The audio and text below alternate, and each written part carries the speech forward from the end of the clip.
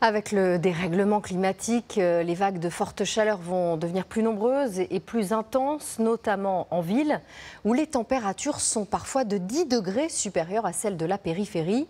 En cause, l'activité humaine et les constructions qui stockent la chaleur. Alors comment s'y préparer? Enquête Pia Galacio, Grégoire Maté, Nicolas Bergot. Par 50 degrés, les rues seront-elles vides?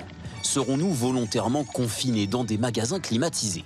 Comment s'adapter dans la rue, chez soi et dans les transports? Dans quelques années, ce ne sera plus de la science-fiction. Voici des solutions. Dehors, vous connaissiez les fontaines à eau. Voici les fontaines brumisantes. Oh mon Dieu, mais c'est tellement rafraîchissant. Merci la mairie de Paris. Par 30 degrés aujourd'hui, certains les tournent en dérision.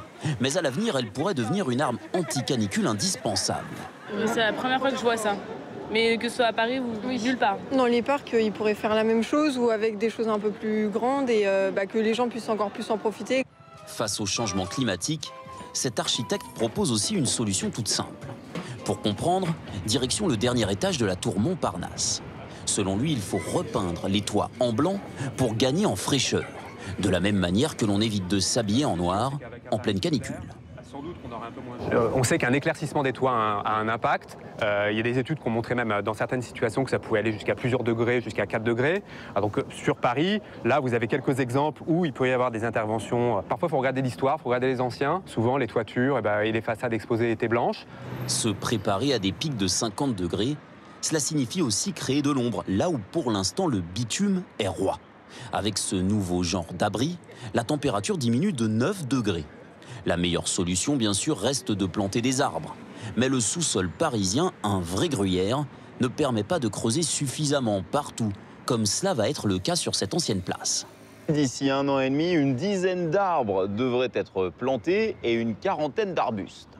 Et puis, la climatisation va se répandre dans de plus en plus de bâtiments.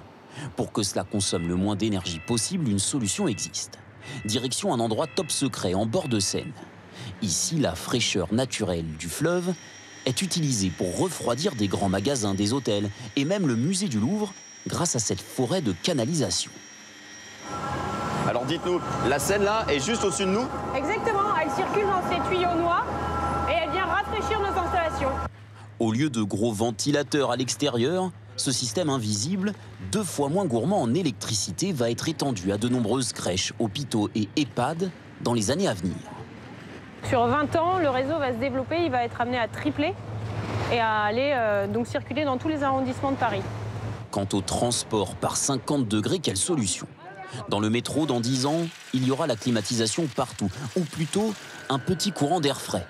Impossible d'installer de trop gros ventilateurs. Plus on met des clims puissantes, plus aussi on chauffe l'extérieur, plus on chauffe les tunnels, moins c'est écologique. Donc aujourd'hui, on a vraiment l'équilibre qui permet de garantir le confort des passagers. S'adapter à des pics de 50 degrés sera difficile et attention, plus on climatise, plus on aggrave le réchauffement de la planète.